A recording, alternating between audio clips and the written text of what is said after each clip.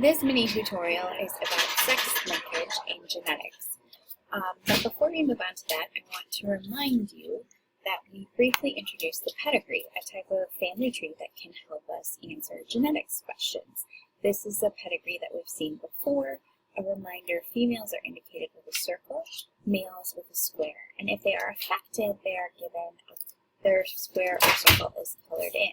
So here we see 1, 2, 3, 4, 5, 6 people affected, all of whom are males, which is a strong indication right away that we're dealing with some sort of sex-linked trait.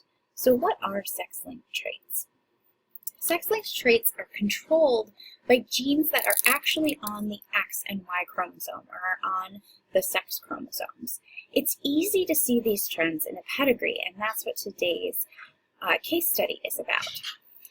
Because females get 2 X's, that means that males generally are more likely to portray recessive sex-linked traits. In contrast, females have 2 chances to inherit a dominant sex-linked trait, and they appear more often in females. So here's an example of X-linked dominance. One of the things that we're going to look at for sex-linked traits is who's affected more often, males or females. Here, it's dominant. And again, because females inherit 2 chances, 2 X chromosomes to get the dominant allele, females are actually going to exhibit this trait more often. So if we look, 1, 2, 3, 4, 5, 6, 7, 8, 9, 10, 11, 12, 13 people are affected, and of those, 1, 2, 3, 4, 5, 6, 7, 8, 9 are females. So we have a preponderance of females affected.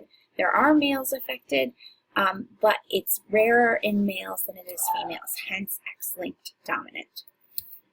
Y-linked inheritance, because it's on the Y chromosome, will only ever be exhibited in males. So here we have a pedigree spanning 5 generations, and in 4 of those generations, males are affected, and only males. Key alarm should go off in your head.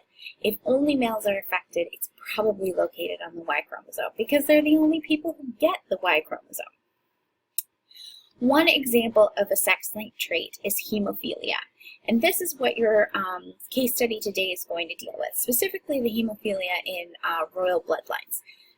So what we know about hemophilia is that men are more often affected. Here we see 3 men who are affected, whereas women, because they inherit 2 chances, and this is recessive, often they're carriers, but not actually hemophiliacs.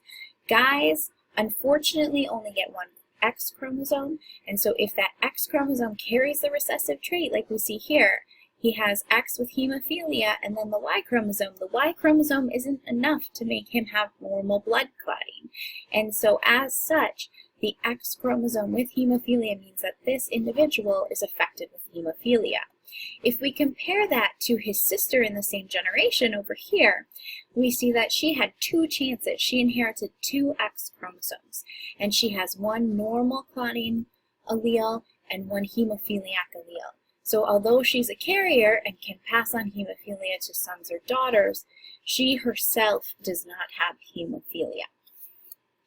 When we look at Punnett squares, or when we create Punnett squares for X-linked traits, it's actually easiest to not just talk about big H, or little h, but to talk about them in terms of the X chromosome that they are attached to.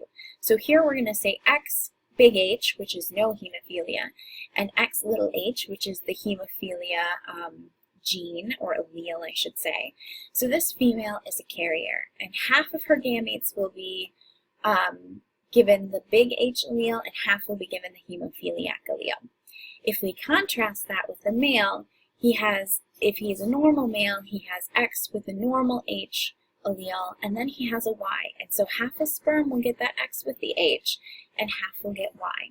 And this way of writing it might seem like a small change, but in the end, it really helps us to see in the offspring, are they affected? And then beyond that, are they female having 2 X's, or are they male having an X and a Y?